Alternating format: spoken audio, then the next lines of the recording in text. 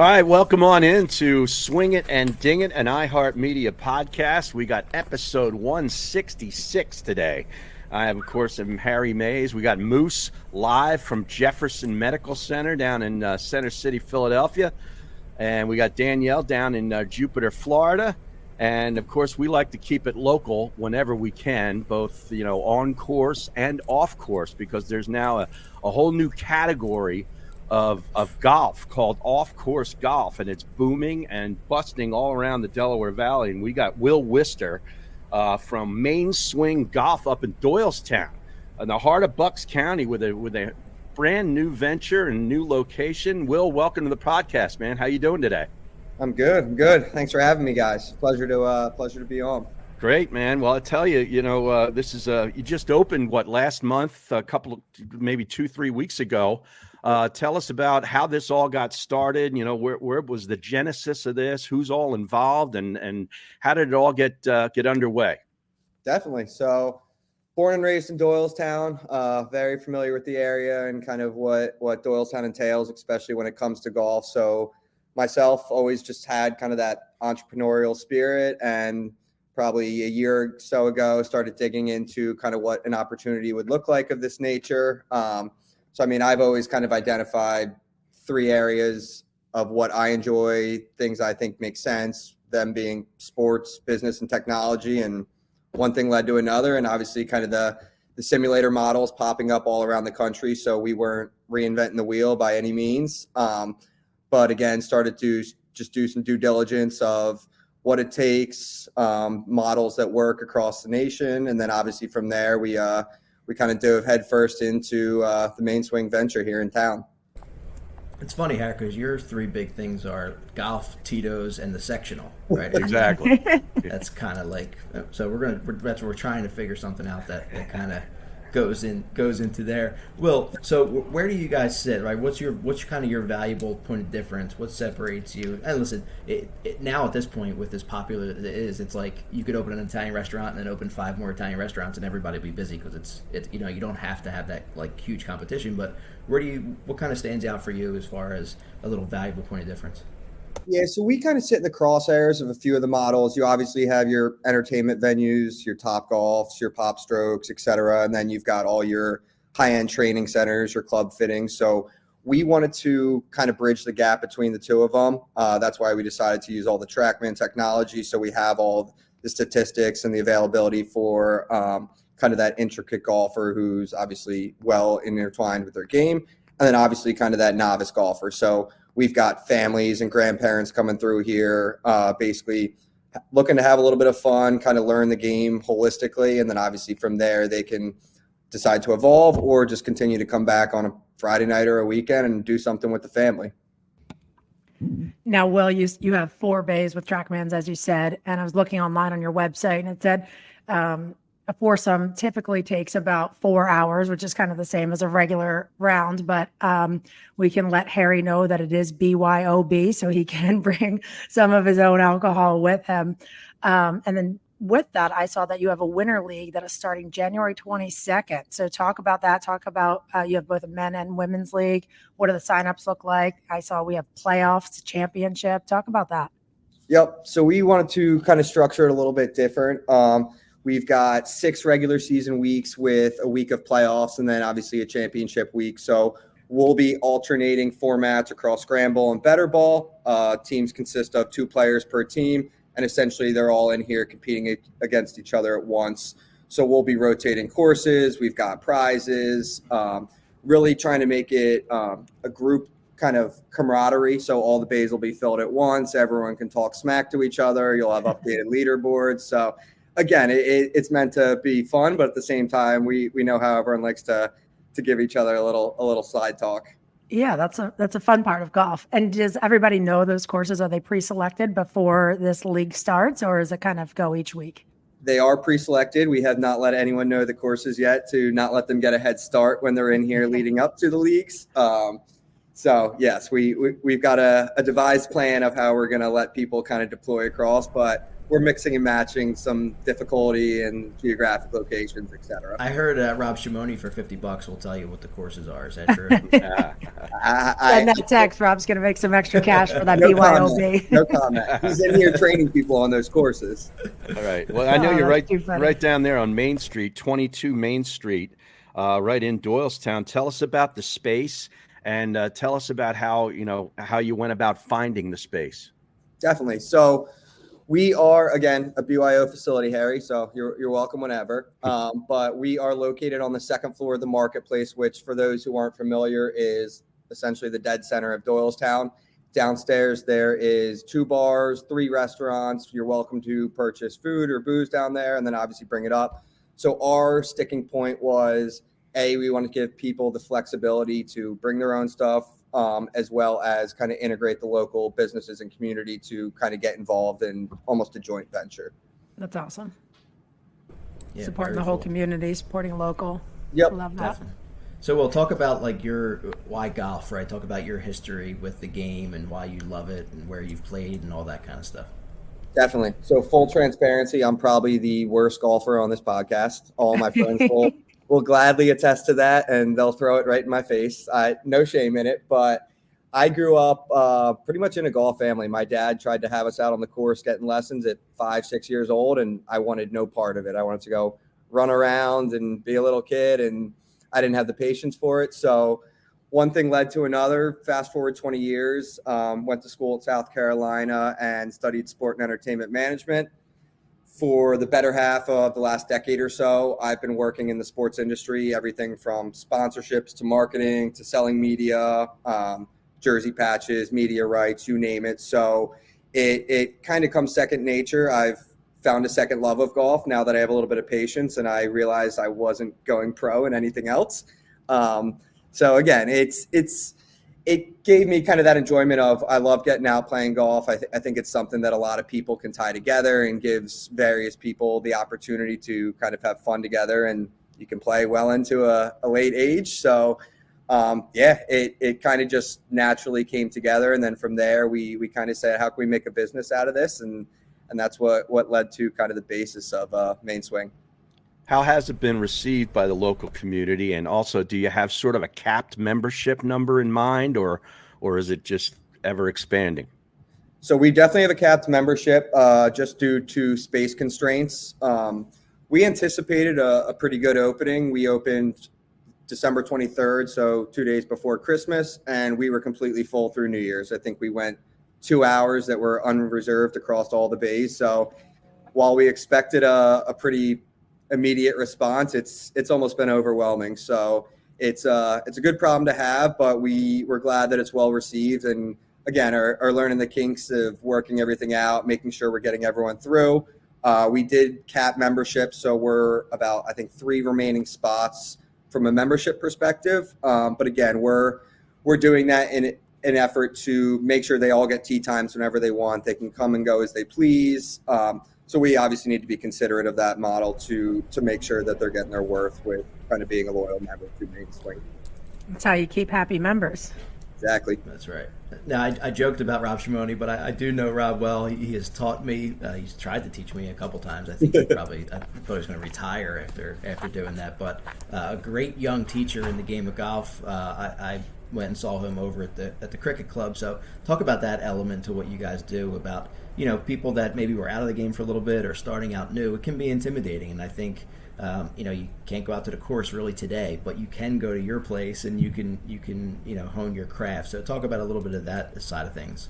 Definitely, 100%. And that's when I got introduced to Rob, it was someone that right away I was like, this guy makes complete sense to get involved in the business. Again, he's taught at various significant courses and institutes across the country. So I wanted to utilize him to your point, we're going to be teaching people who are in full winter mode and haven't swung a club in 2 or 3 months and need to get back into it for the opening of the season coming up here. And then again, all those beginner golfers who have no clue what they're doing and can use kind of that friendly, light instructional opportunity to learn the game, to understand how it all works, which Rob brings a great mantra to the table of being able to bridge the gap between those two different subsets of golfers.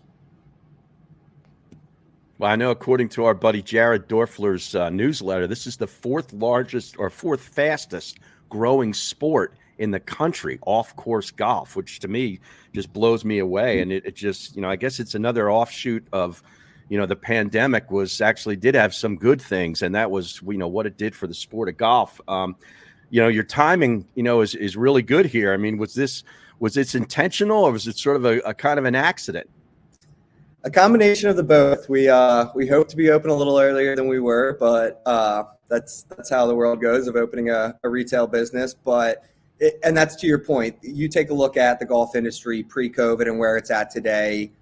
It has always seen its ebbs and flows, and obviously what COVID brought to the industry was a huge boom. And then I think that also goes hand in hand with almost the evolution of golf. Everything from all of your indoor simulators that are popping up across the country, your lit par 3 courses that are popping up all over the country. It's integrating all these different facets of both technology and kind of an expansion of who is the demographic of a golfer. It gives opportunity to people who may never touched a club to really kind of get out there, have fun, swing a couple clubs, and you're not stuck on the course and miserable for 4 hours if you're playing a tough track. So it's very much bridging that gap of what does the old model of golf look like, and now where does the industry start to shape up and head towards.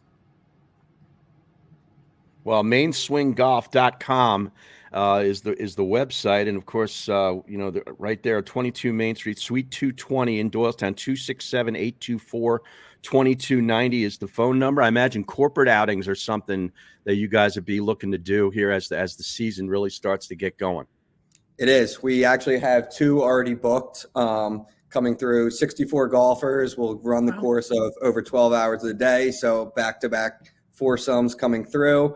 But we're seeing all the different intricacies in what people want to use this. So we have fundraisers coming through here, summer camps. It's really kind of taking shape of, you've got your hourly rentals, you've got your memberships, but where's expansion look like from there? Golf courses typically can outprice a lot of groups or corporates that are trying to have fun with their teams and raise money, et cetera. So that's where we can, again, kind of bridge that gap of, we want to be golfing, we want everyone to be able to involve. How do we fit that all in one model? Sounds great, Will, man. Best of luck as you guys get going here in 2024. Main Swing Golf in Doylestown, 4 Trackman bays, and sounds like a great spot to go have some fun and hone your game during the winter. Thanks so much. Thanks, guys. Appreciate it. Thanks, Will. Thanks, Will. All right, we're going to take a short time out. We'll be back, and we're going to dive into the Sentry, which actually kicked off the 2024 season last week at Kapalua. All right, welcome back. Episode 166 of Swing It and Ding It. We appreciate Will Wister and up at Main Swing Golf. It's amazing how many of these are popping up, man. I joined one here in Conshohocken, the Penn Club on 2nd, and they've got 3 Trackman bays and the BYO. It's becoming a thing, I think, where every neighborhood is basically going to have their own indoor facility before too long. Great part is, Harry, your game can stay crisp all winter long. Right, but going indoors to the simulator is a cruel reminder of how far I don't hit the golf ball. Seriously, it's unbelievable. It's right in your face. No, that 7-iron did not go 160 yards. All right, so let's take a look at the Sentry, which I'm typically not interested that much in this tournament because it was usually only the guys that had won the previous year, the limited field, and the golf course is gorgeous, don't get me wrong, but it all kind of looks the same after 2 days because every hole kind of looks the same on the back 9 to me. I don't know.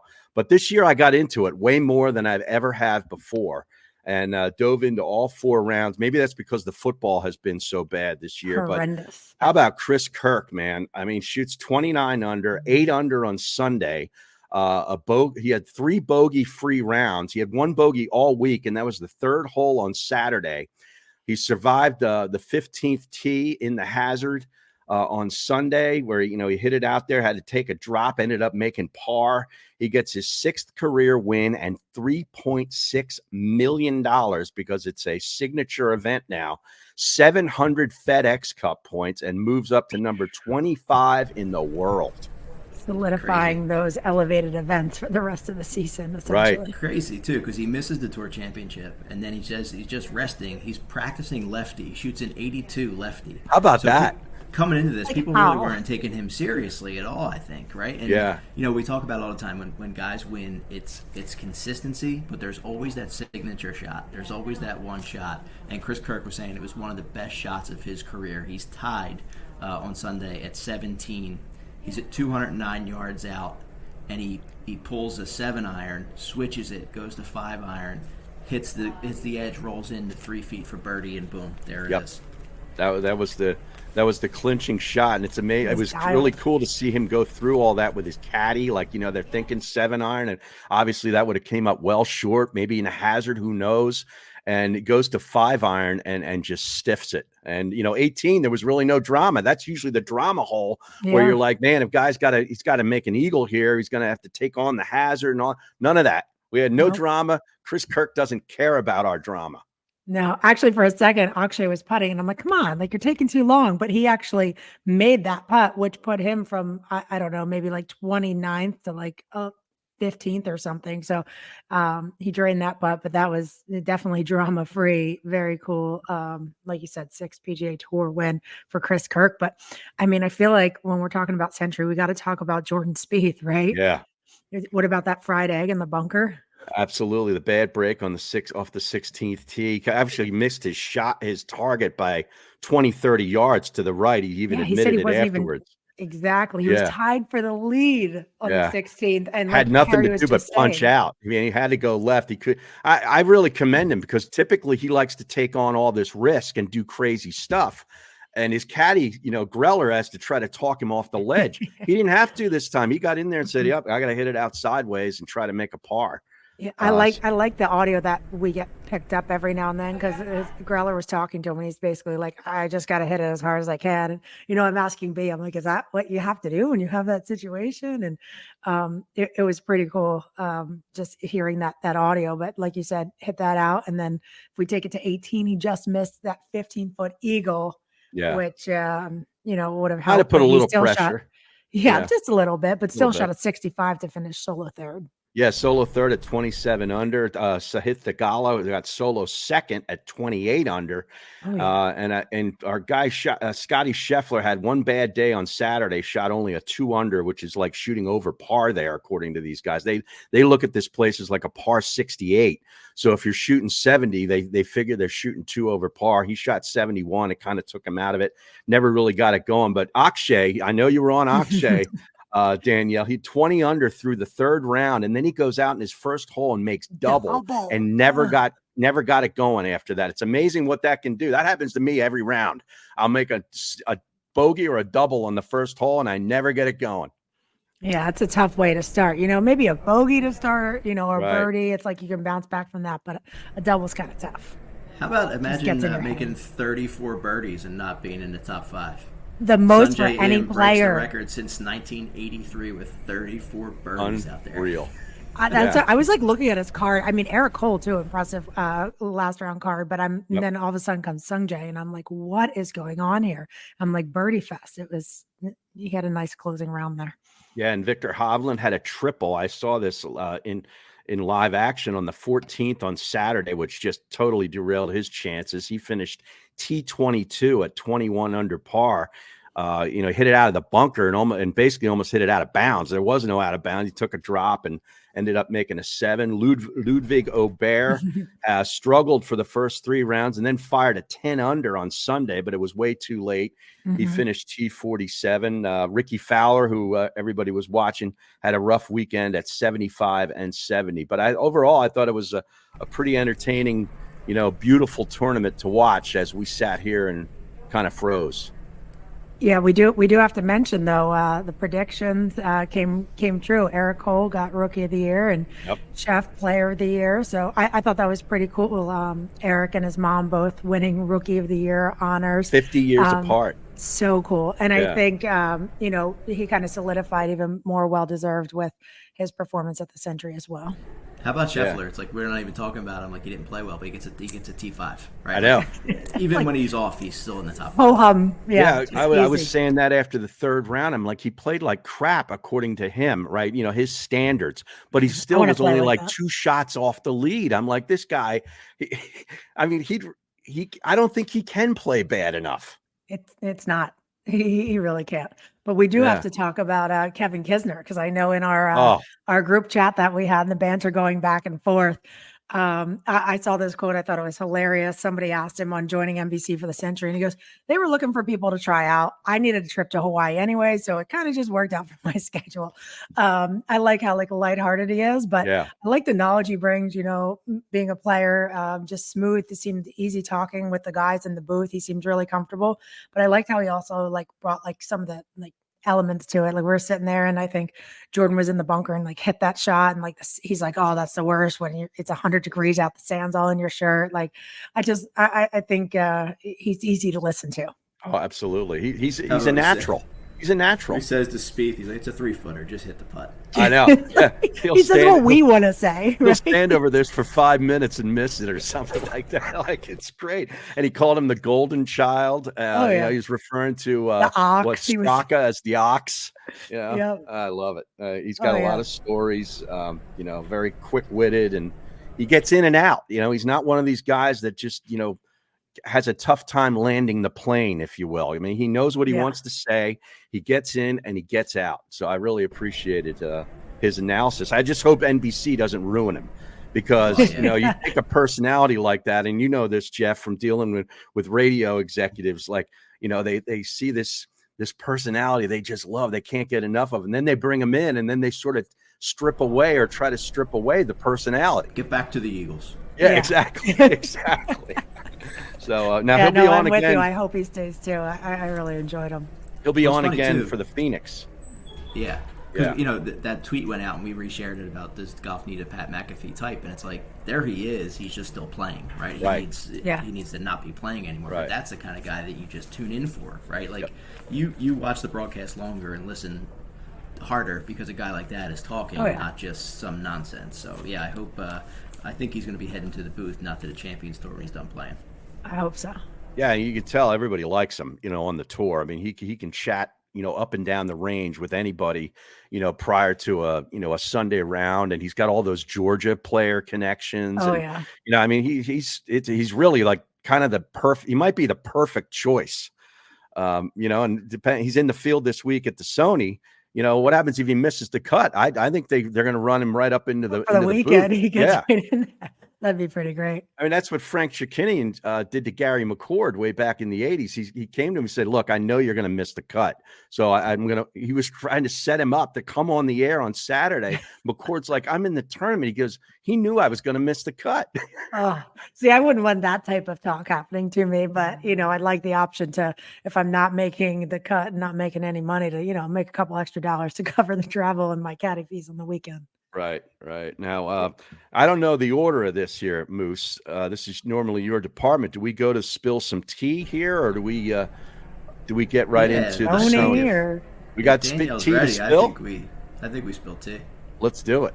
All right. Well, some of the tea, I think that is going to slightly cross over once we start talking about the Sony, but I know that we retweeted it on Twitter, or X, if you will. I know you guys don't want to call it X anymore, but Gary Woodland in the field for the Sony. And we retweeted a video of him coming out, and he talks through what he thought was anxiety and asked his doctor I need something to control my anxiety. I keep getting all this jolting at night, which is how he described it. Turns out they were actually mini seizures. His symptoms continued to get worse. They were increasing his medicine. He said his brain was kind of slowing down, but he still played through Greensboro because he said golf was like his outlet. Like, his game felt good. It was getting to where he wanted it to be, and it was a break from real life, just being on the course. So I think he was talking about it's wild. He was talking about hitting a putt, and he noticed losing focus. It'd be like a 10-footer, and he said, I just can't sit over this putt and be line it up. So he was getting stressed about that. And his caddy's like, you got to stop playing and you got to get this checked out. He needed to get surgery and remove a brain lesion. Thankfully, it was benign, and they're now monitoring it every 3 months, and he's recovering. But go to our Twitter and check it out. It's like a 6-minute video where he talks through this brain lesion that he had. Open conversation he had, man, he poured it all out there. And the crazy part was he said where this thing sits, like you said, Danielle, it affects anxiety and fear. And his fear was death. So like anything that he was dealing with, he thought he was going to die, and it's not something you can control or take something. Like it's your brain is being manipulated by this lesion and creating that. I can't imagine. And the lesion's on like his right by his orbit or so they couldn't dig in too deep. They said if they said they cut off the blood supply, but because it can't affect his vision. But like you said, a very candid conversation and saying like. He said his wife would even come out every weekend because he couldn't sleep because he had such a huge fear of death. Yeah. So just wake up in crazy the middle of the night thinking he's going to die. I mean, how about that? How about 4 months of that? Absolutely wild. And just, it helps you put some things into perspective with what you're going through sometimes and, what some other people are facing. But just the fact that he was still, that golf is a getaway for so many people and just still playing through Greensboro, going through all of that. But it's like, if I can forget about what's going on for 10 minutes, just being out here, I'm going to do it. And he did. So sometimes I worry about my wife killing me at night after I told her about an upcoming golf trip or what you spent in the pro shop. Yeah. So you guys live with that fear too, right? It's a real fear. It's definitely, it's not debilitating, but it definitely affects things. I think there's support groups for that, Moose. You might want to check that out. Or start one. It's sponsored by Tito's. I think that's a support group. There you go. But Gary Woodland, 100-1 this week in the field at the Sony. Crazy. So moving on to a little bit more tea, we saw that Tiger and Nike's 27-year partnership came to an end. We heard some rumors over the past month really about this. We saw him slowly move away from the Nike shoe to wearing a FootJoy shoe, saying he needed more support. But the partnership has officially come to an end. He put out on social, nothing but positive remarks about them. But interested to see what he will wear moving forward. Is he just going to stick with the FootJoy? Is he going to wear his own Tiger Woods, apparel? What do you guys think we're going to see? A tailor-made Tiger line is what everyone is anticipating. There's been some job postings. People think that I saw the job posting. Wow. There was one, like a funny one, like Topgolf, but I think TaylorMade, I think that's the route it's going to go. I think it's going to be that Tiger Woods logo. I don't know if he'll get that released from Nike, but I think it's going to be a Tiger line, and TaylorMade's going to really push apparel. Well, TaylorMade obviously is associated with Adidas when it comes to shoes. I mean, Adidas makes a great golf shoe. Oh, yeah. And if they put that TW on there and with 3 stripes, I'm buying them. There you go. We got your first sale for Tiger Woods. A couple more things to round out the rest of the tee. No surprise here, Rory making additional comments. This one in response to the future of professional golf. Quote, "My dream scenario is a world tour with the proviso that corporate America has to remain a big part of it all. Saudi Arabia too. That's just basic economics."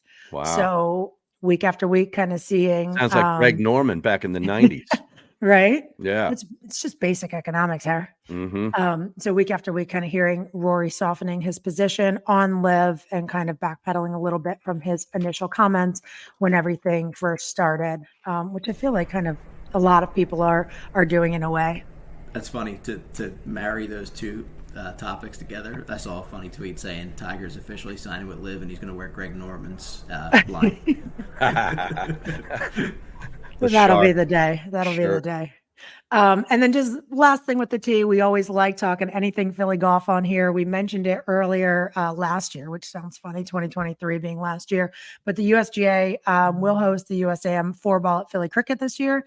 And we actually have them hosting the US Women's Open at Lancaster CC. So we have 2 USAM pretty big tournaments happening in the greater Pennsylvania area. Yeah, supposed to play a foursome out at Lancaster, hoping to get that done just prior to when the women show up. That place is phenomenal. You've got a little preview of the course in that condition. Yeah. After our show last week, we launched the Fox Sports The Gambler Swing It and Ding It Open, benefiting the Magical Mila Foundation. Just a quick little title of this thing. And we did an early bird. We did it last year. Wanted to do it a little bit earlier this year because some people got shut out. Anyone that enters in this early bird period is automatically registered to win a trip for two to Casa de Campo. Someone won last year and had an amazing time. So if you're going to sign up anyway, do so now and be entered. If there's more that you want to do, more that you want to get involved in, just reach out to us. And we are pumped to be back at the Legacy Club on July 15th for this outing. Now, guys, I got to tell a quick little story here. So I got that email and all the info from you, and I go to Brandon. I'm like, all right, I got to think about my foursome, whatever. And Brandon's like, wait, time out. When is this? And I'm like, July 15th. And he's like, you're going to have like a week and a half year old. He's like, you can't travel with a baby for like 3 months. I'm like, what? I was like, are you sure? I'm like Googling it. I'm like, I can't play a golf tournament a week and a half after having a child. And he's like, stop it. My mom's like, I'll babysit for you. I was like, thanks, Mom. So we're TBD depending on when the baby Appreciate the decides commitment. Yeah. We've been thinking of it, though. That's great. What about Gabby? Is she in? Hey, I'm sure she would be. She was frustrated. She got so worked up last year. I think she just really wanted to perform well that, she just, I guess, kind of the tried too hard approach with it. But I know Russ is going to want to be in there. So if I can't play and you want to try to poach him like you did last year, Harry, I may allow that. Well, you mentioned Gary Woodland in the Spilling the Tea segment. There's another person making an appearance this week that we've been waiting for quite some time. Will Zalatoris returns to the tour after 8 long months. It's his first action in a real tournament since 2023, the Dell Match Play, which was way back in March of 2023. Remember, he won way back in 2022 at the St. Jude, the first playoff event, and then had to withdraw the following week at the BMW right in Wilmington. We were down there for that, rested his back, and then decided to come back. Didn't do the surgery route then, wanted to rest it. Came back at the Sentry last year. Tried to play for a couple events, eventually had to withdraw from the Masters, and shortly thereafter decided, I got to go under the knife, and had the microdiscectomy surgery. And tested his back at the Hero a month or so ago. He shot some high rounds, 81, then a 68, then a 79, then a 71. But basically what it told him is that it's going to hold up for 4 days. And I think that's what's led us to this week where he's in the field at the Sentry and is actually a 50-1 shot to win it. Which is wild. Yeah. I'm not putting my money on him, but, especially after what we... Bit. What, Did he you're go going to throw a little bit? too? Did he go What's that? broomstick too? Did Zalatoris go Yes. broomstick too? Oh, yeah. Absolutely. I mean, Makes sense for what he's dealing with. even if we look back at the Sentry too, I feel like every other guy, broomstick, Akshay, broomstick, Yeah. Yep. everyone. So have you guys made the switch yet? No. I have not. I would Bruce is like still to, contemplating. I would like to try it for a little bit just to see, Just Yeah. to say, I actually was trying bees the other day. It's not for me.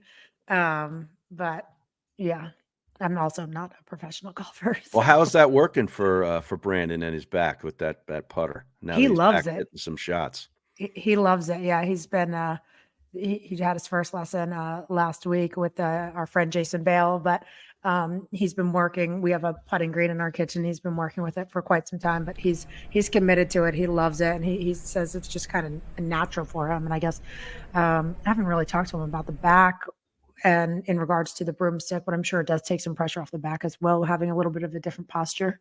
Yeah. What's it look like for full swinging for him?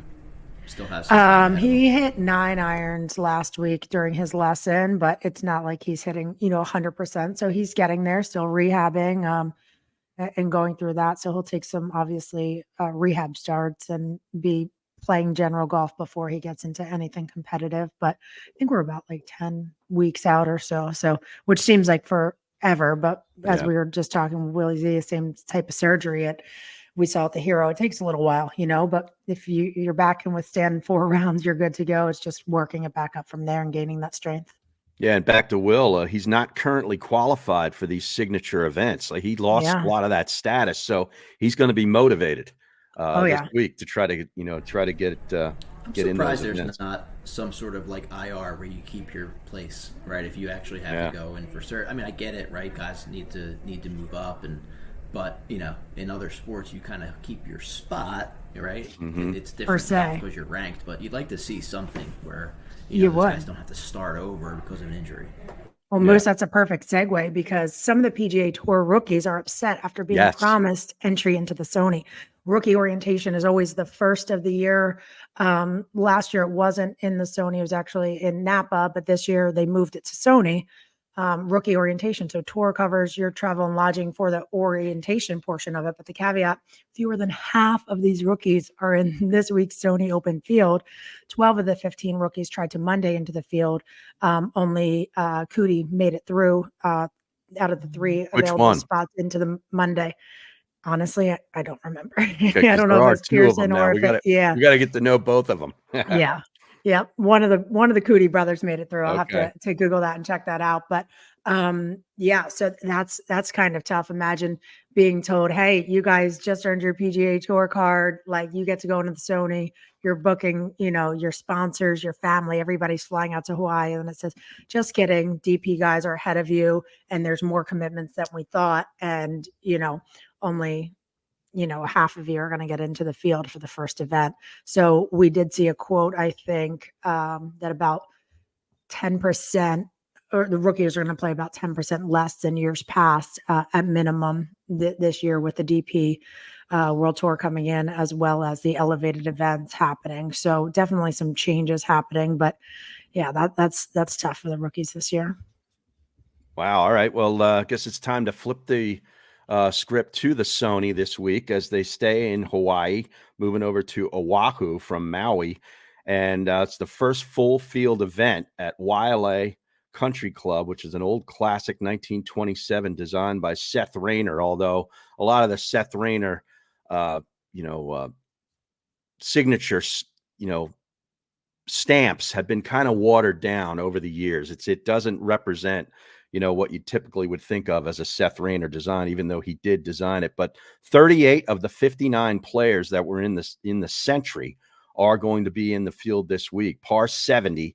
So last week was a par 73 with lots of elevation changes. This is the exact opposite, a par 70, and it's totally flat. This is sea level golf, 7,125 yards, a much shorter golf course, lots of dog legs, especially on the closing 9. You got Chris Kirk, last week's winner in the field, Sahith Theegala. Siwoo Kim is defending his title from last year. There's 6 former champs in the field.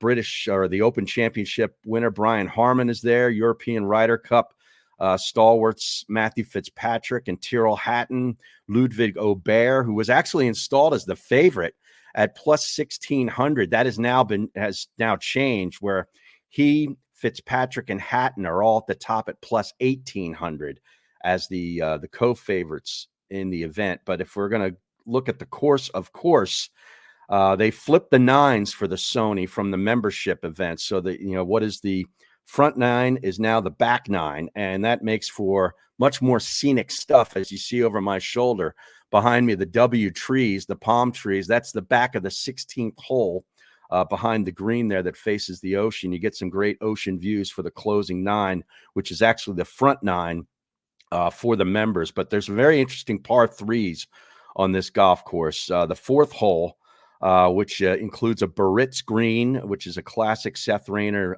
design. The par 3 17th hole, which will figure heavily in the scoring down the stretch, obviously, right by the beach, has a Redan-style green. And the par 3 7th hole is modeled after the classic 6th at the National Golf Links on Long Island. There's only 2 par 5s, 9 and 18. They're very reachable. Closing hole drama. It's a dog leg left. If you can manage the dog leg, it's very easily reachable in 2. Guys will be looking for eagle there. Dog legs abound on the closing 9 at 12, 13, 14, 15, 16, and of course 18. They're 73 well-placed bunkers. But of course, flat sea level golf with little elevation change. But old school charm of Wailea will be on full display this weekend. And our friend Jeff Ulrich at the Fantasy Grind, who is a previous guest of the show, has some great stats, and he had some really good ones for this one. 11 of 13 had a T8 or better in the past 4 starts that won here. 9 of the 13 winners ranked inside the top 50 in strokes gained putting, and 9 out of the 12 winners played in the tournament the prior week. So a lot of interesting stats to look into. Harry, you mentioned Siwoo. Hideki has won here in a playoff against Henley. And then you go to back to Kevin Na. Cam Smith is in there. Kuchar wins. So it's hard to pinpoint that type of player that wins a tournament. It's been all over the board.